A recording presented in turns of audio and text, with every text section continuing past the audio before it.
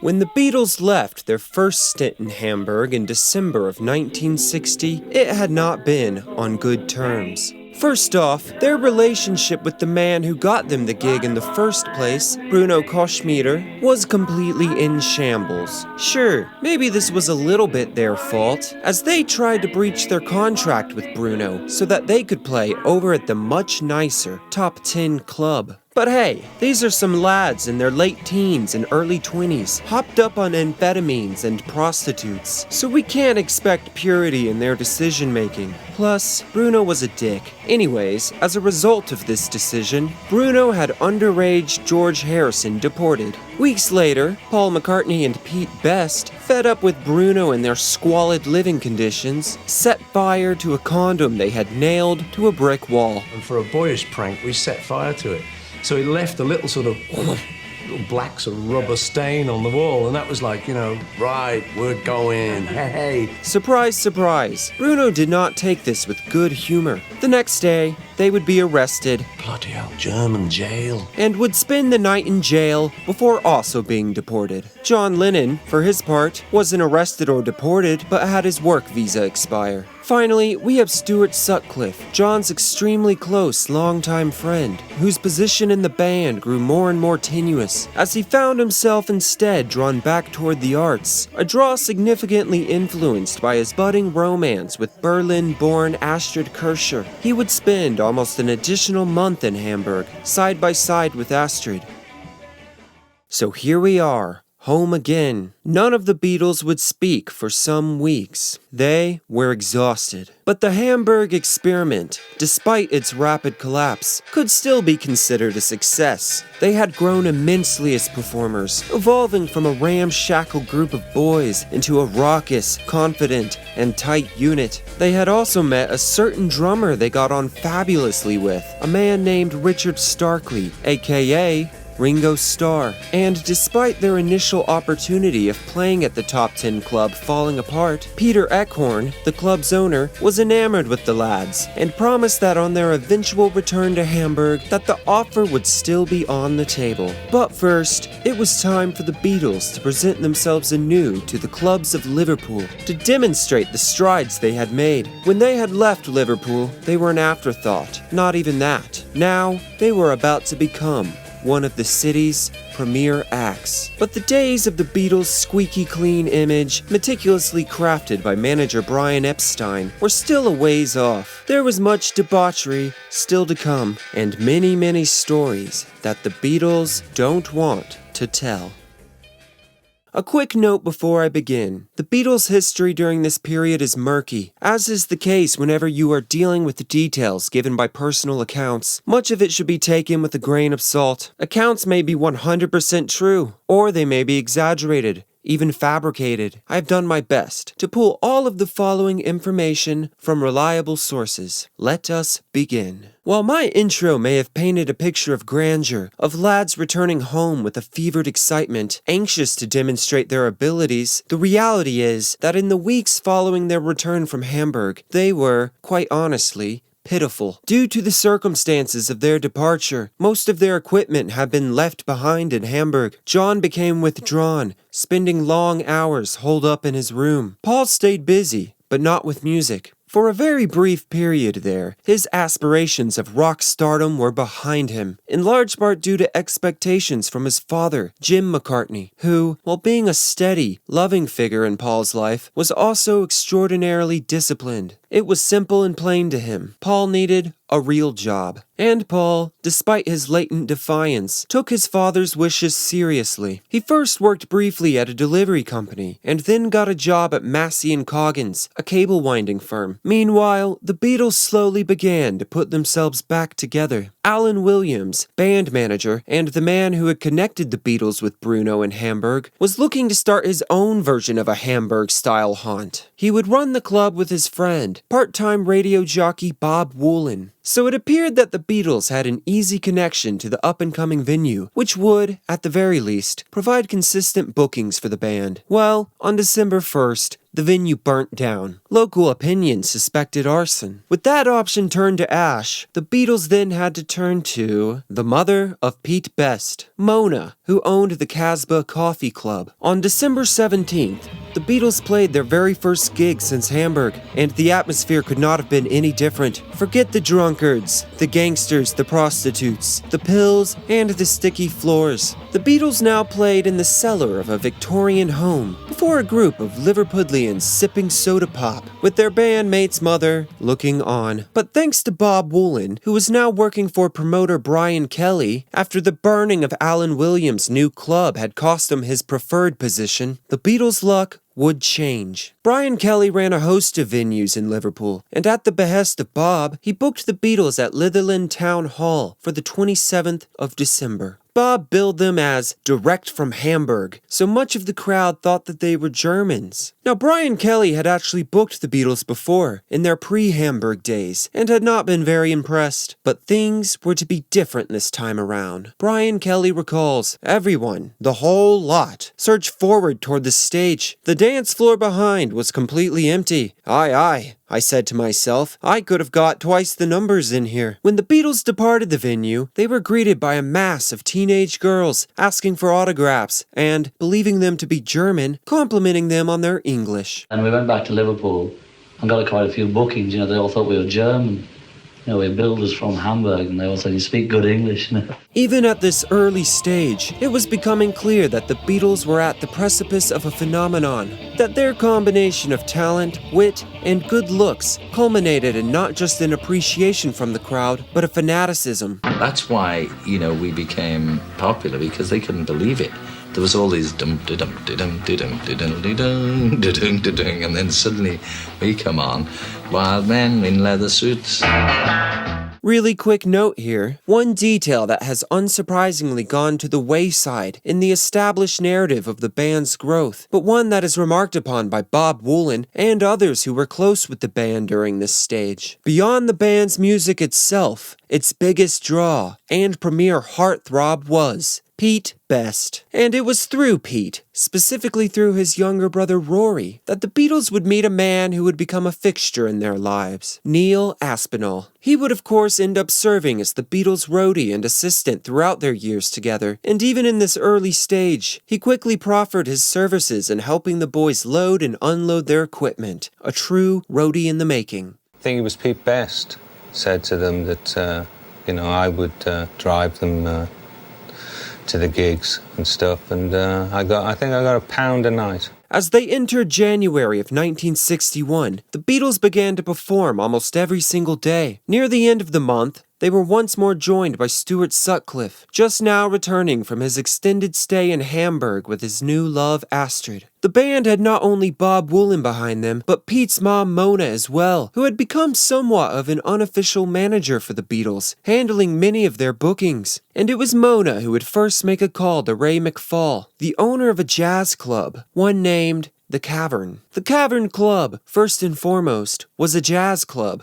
McFall didn't particularly care for rock and roll, but he was not blind to its growing popularity. After repeated urgings from both Mona and Bob, McFall caved and booked the Beatles at the Cavern. Working the door on that fateful day was Paddy Delaney. I'm standing there under the light, and I see this lad coming along in a leather jacket, a black polo-necked jersey. I remember thinking to myself, that's the youngest tramp I've ever seen. Are you a member, pal? I said to him. He said, I'm George Harrison. I'm in the Beatles. I let him go in, and then Paul McCartney came along, then John. Then a taxi came with Pete Best and the drums and their 2 amplifiers. Just chipboard those were. No paint or anything, with the speakers nailed up inside. And the Beatles also brought with them a large crowd of fans. McFall was incredibly pleased with the door numbers, but less so by the Beatles' less than suave appearance, especially appalling to a man accustomed to the smart attire of jazz musicians. He told Bob Wooler that if the Beatles wanted to play the Cavern again, they must not wear jeans. To this, the Beatles replied that Ray McFall could get stuffed, though Bob relayed this information back to McFall far more delicately. The Beatles, being young and without any quote-unquote real jobs, had far more flexibility in their bookings than most acts. So the Beatles would end up becoming a staple as the Cavern's lunchtime performers. It wasn't just the Beatles' stagecraft that set them apart, but the music that they played. Rock and roll was built off the back of black musicians in the United States, and it was these musicians who influenced the Beatles the most. Larry Williams, Chuck Berry, and then of course, those who benefited from the groundwork these black musicians laid. Elvis Presley, Buddy Holly.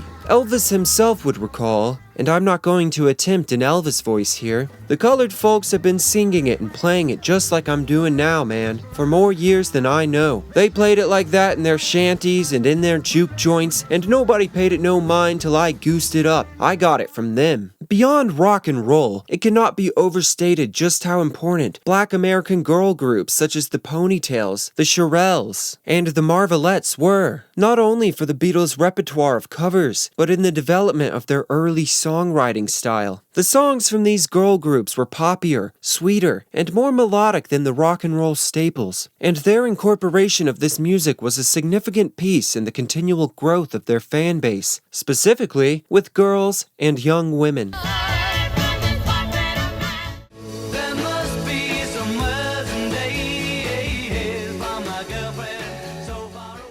Then, of course, were the songs that the Beatles themselves wrote, something that was incredibly unusual for these performing acts. They occasionally played originals during their first stint in Hamburg, but they began to play them a little bit more frequently on their return to Liverpool, a prime example being Love Me Do, the song that would eventually become their breakout.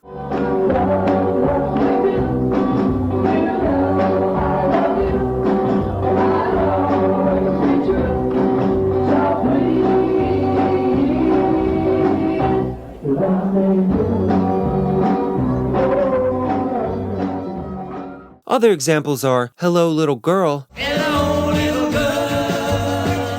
Hello, little girl. and One After 909, which they would wind up recording for Let It Be. But in early 1961 at least, John and Paul were not sitting down together and pumping out these songs as though their lives depended on it. They were busy, incredibly busy, and by the time we come to March of 1961, nearly every single day, they played the Cavern Club at lunchtime and another club in the evening. And they had girlfriends. Longtime girlfriends, in fact. Despite the fact that on their last foray into Hamburg, they indulged heavily in the sex that the city had to offer. For John, this girlfriend was Cynthia Powell. They had met at the Liverpool College of Art sometime in early 1958, where they took lettering classes together. Despite Cynthia's engagement to another man, it was clear very early on that she and John had chemistry. At an end-of-term party in September of 1958, John asked Cynthia out, to which she replied that she was engaged, despite the engagement actually having recently fallen apart. John responded, "I didn't ask you to fucking marry me, did I?" They began dating, though right from the jump, the relationship was not a healthy one. John would recall, "I was sort of in a blind rage for 2 years. I was either drunk or fighting. It had been the same with other girlfriends I'd had. There was something the matter with me." This culminated in an incident where John struck Cynthia after she had danced with Stuart Sutcliffe, hitting her hard enough that her head then slammed against the wall behind her. They would separate before getting back together. Tony Bramwell, John's good friend, and the Beatles' future publicist would say, he was insecure, and Cynthia was there to pump him up, to buttress, sort of, his weak side. If that's not the foundation for a happy relationship, I don't know what is. But right now, things were better. John was in Liverpool, and the band, which she had always been in support of, was thriving. Paul was with a young lady named Dot Roan, who he had actually met in the previously mentioned Casbah Club, and while Paul never physically abused her in the manner that John had to Cynthia, he himself admits that he was controlling of her appearance, of her habits. At the time, everyone was trying to turn their girlfriend into a bargain basement Bridget Bardot, so the girls had to be blonde, look rather like Bridget, and preferably pout a lot. John and I used to have these secret talks intimating, although not actually saying it, that we could be quite happy for our girlfriends to be Liverpool's answer to Bardot. We got them both to go blonde and wear miniskirts. It's terrible, really, but that's the way that it was. Which brings us to the following. And please note, the timeline here is very blurry. Depending on the source, sometime in early 1961, Dot fell pregnant. Paul would propose to Dot with a golden ring, and a wedding was planned. 3 months later, Dot would have a tragic miscarriage. The wedding was called off, and for a period, they separated, but by all accounts, would get back together not long after. In the latter half of March, our beloved Jerry and the Pacemakers would return from their stint in Hamburg, where they had played at the Top 10 Club, the club where the Beatles had previously been arranged to play. They brought with them all of the stories you would expect. This reignited the Beatles' flame for Hamburg, and not long after, they decided that they would return to the city in April. Stuart Sutcliffe, despite having Astrid in Hamburg, initially declined to join. He desperately wanted to resume his studies in art school, but on inquiring about readmittance to the college, he was denied. It turns out that he was suspected of having stolen an amplifier from the school for the Beatles' use, and most likely, he had. This sent Stuart into a depression, and, feeling it was for the best, he decided to join the rest of the band, as, at the very least, he had Astrid there in Hamburg. This time, rather than being stuffed into a van and driven to Hamburg, the boys took the train. On their arrival, Astrid met them at the station. The hours at the Top 10 Club were not to be any more forgiving than they had been at the Kaiserkeller. Every night, the Beatles would begin at 7 p.m., and, alternating with Tony Sheridan and his band, would play until 3 in the morning. They, quite happily, returned to their diet of beer and prelude and amphetamines. All the while, Astrid continued to photograph the Beatles extensively. In my last video about the Beatles' first stint in Hamburg, I talked briefly about how significant these photos are in the Beatles' mythos, and secondly, just how talented Astrid was as a photographer. Astrid had a way of distilling the Beatles' personalities, their faces, into their base elements, and using those elements to stage a scene. These are artful photographs, and we as Beatles fans are incredibly lucky to have them. Rather than wholly indulge in the prostitutes that walked the streets of the Reeperbahn, John and Paul decided to have their 2 ladies, Cynthia and Dot, over for a visit. They arranged for the 2 to come over during Cynthia's Easter college vacation. And, surprisingly, the visit went well. Cynthia would stay at Astrid's mother's home, with John joining her, though on a couple of occasions, they stayed behind and slept in the top bunk of the bed that John shared with George in the dingy attic of the Top 10 Club where they were housed. Paul and Dot, on the other hand, stayed, somewhat funnily, in a houseboat with Tony Sheridan and a few others. Both of the girls would come to watch the Beatles' nightly performances, themselves taking the preludin that their boyfriends were popping like candy. The 2 got just a small taste of the Hamburg experience before they set off back to Liverpool.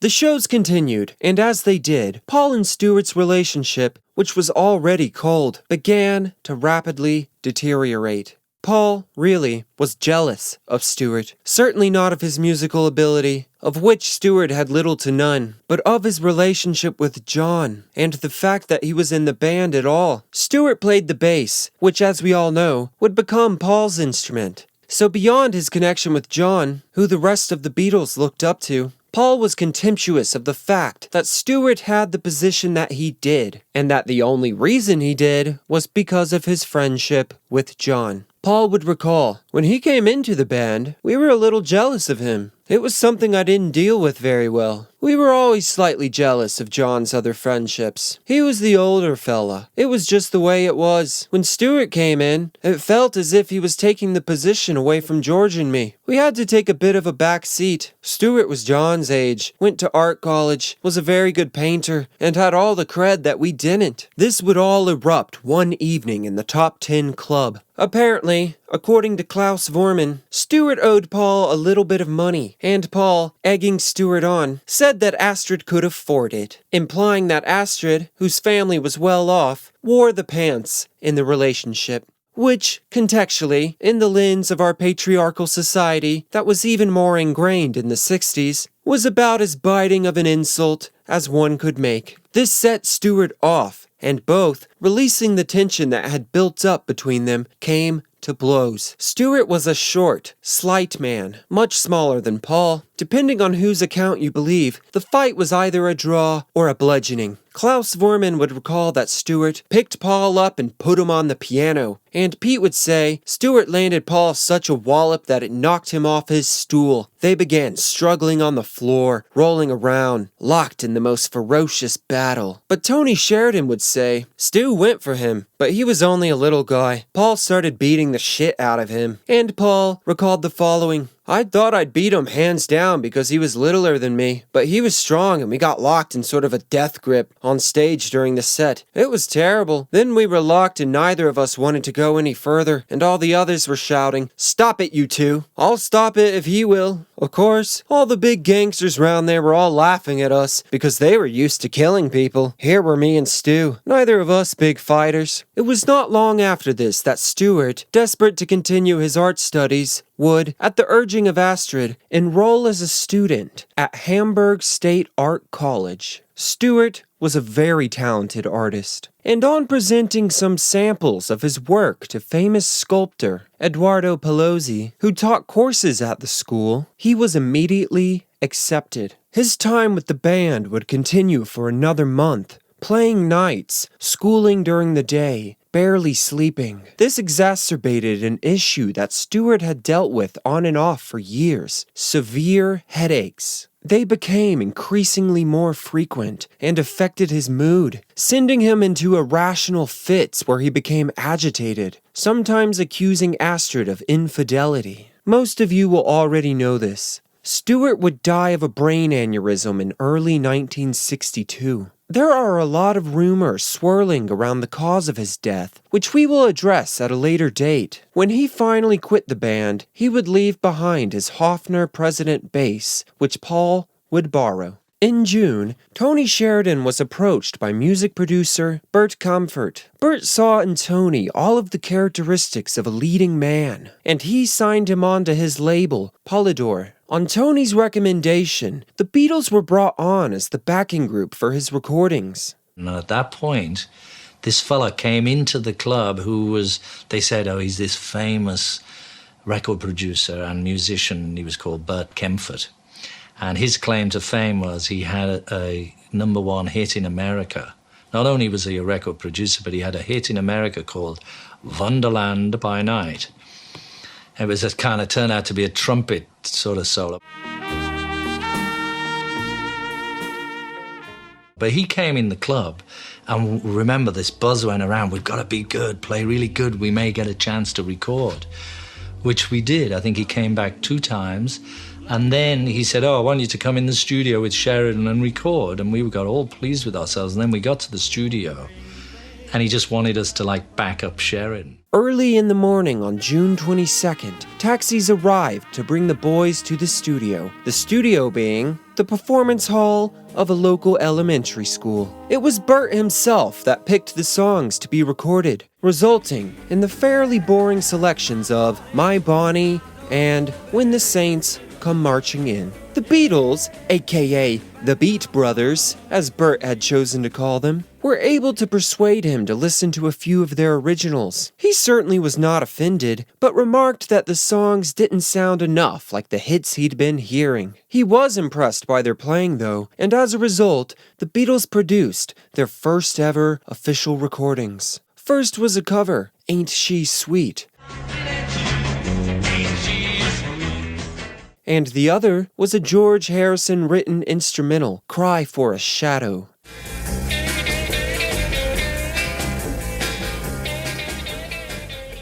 Unfortunately for the Beatles, though, these recordings would not be chosen to be officially released. Not until they had already made it big, that is. In the first days of July, the Beatles would depart by train from Hamburg. Stuart would stay behind and settle in the city. For him, and for John, it was the beginning of a new era in their lives. The Beatles would take a break for a little under 2 weeks, and then it was right back to work. It is now time to meet a man few will know, but one that had a large impact on the Beatles' growth in their early days. His name is Bill Harry. Bill, like John, was an art school dropout. He was also a music lover, and his dream was to start his own music newspaper. As a fan himself, he had come to realize how difficult it was to ascertain when one group or another was playing and where they were going to be playing. Additionally, he recognized the demand fans had, not just for the beat music, but for the personalities of the beat musicians, the individuals who were the driving force behind the music that was sweeping the city off of its feet. The paper would launch on July 6th. It was called Mercy Beat. John would contribute an article in this first printing, titled, "A Short Diversion on the Dubious Origins of Beatles, translated from the John Lennon." Forget everything you've been told about how they landed on the name, because they are all lies. The real truth, as written plainly by John Lennon, is, many people ask, what are Beatles? Why Beatles? Ugh, Beatles. How did the name arrive? So we will tell you. It came in a vision. A man appeared on a flaming pie and said unto them, "From this day on, you are Beatles." "Thank you, Mr. Man," they said, thanking him. The paper was an instant success. Over at the North End Music Store in Whitechapel, all 12 papers they had ordered sold out within minutes. So the store's manager and the man whose family owned the store chain rang up Bill Harry and told him he would like to order 12 dozen copies of the paper the next time it ran. This man's name was Brian Epstein. While the paper covered many of the local acts, it had a clear bias toward the Beatles, with showtimes, photographs, and bios of the band, front and center. And John began to contribute a number of characteristically Lennon writings, little stories and nonsense verses, which he called the Beatcomber, a play on the Daily Express's Beachcomber. Bob Wooler, working now as the Cavern disc jockey, wrote regularly for Mercy Beat. His debut column on August 31st was Holy Beatles. They were, said Wooler, the biggest thing to hit the Liverpool rock and roll setup in years. Wooler pinpointed, accurately, the novelty in the band's equal appeal to both sexes, to the boys through their dress and manner, to the girls, in Wooler's opinion, chiefly through the mean, moody magnificence of drummer Pete Best. And Pete was the only Beatle he singled out by name. To cap the article off, he would declare the Beatles as rhythmic revolutionaries, seemingly unambitious, yet fluctuating between the self-assured and the vulnerable. Truly a phenomenon. Such are the fantastic Beatles, I don't think anything like them will happen again.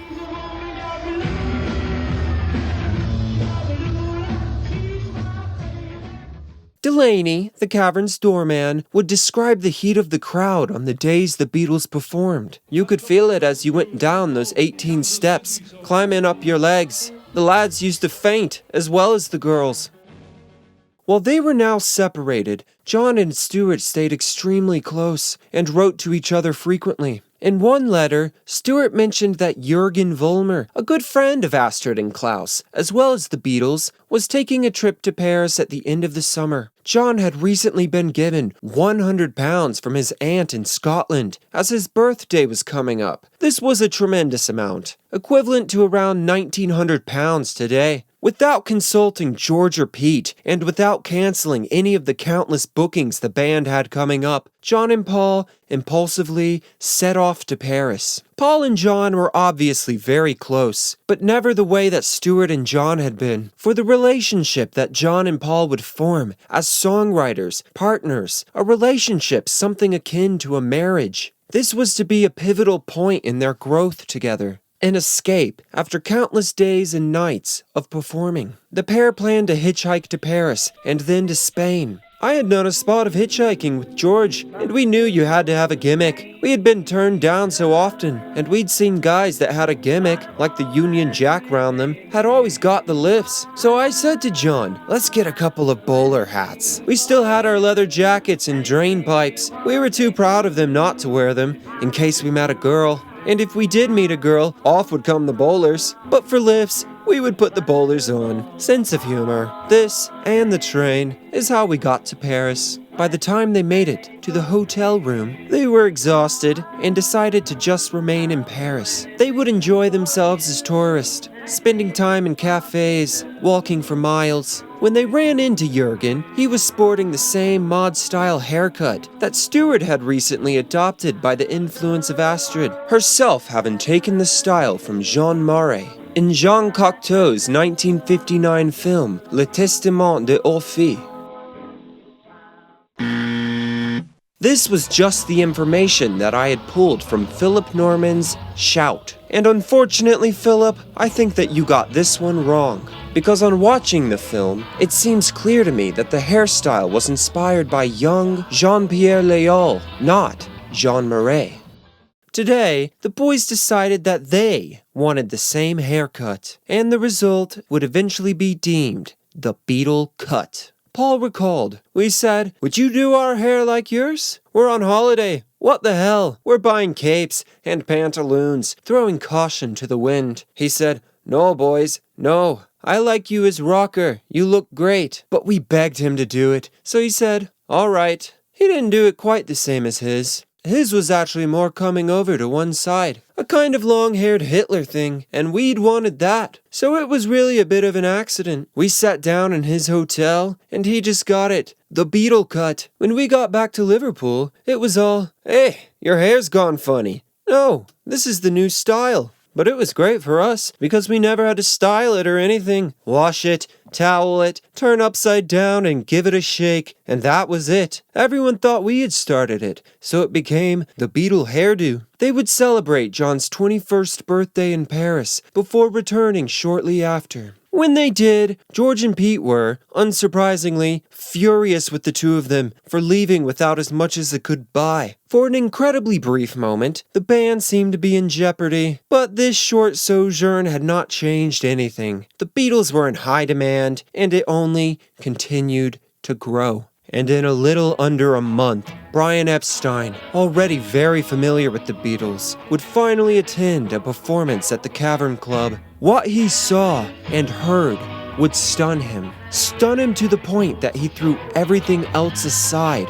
He knew instantly that these lads were unique, and the efforts that he took to illuminate this fact would turn them from one of Liverpool's premier acts into the biggest band in the world.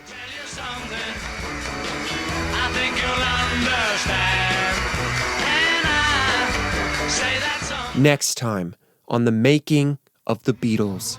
Thank you all so much for watching. If you enjoyed this video and feel like it, give it a like. And if you would like to see more videos like this, or watch all the videos I've already done, consider subscribing. If you want to help support me, I have a Patreon where you can watch videos early for only $1 a month. It goes a long way toward helping me out and allowing me to continue to make these videos. Once again, thank you so much.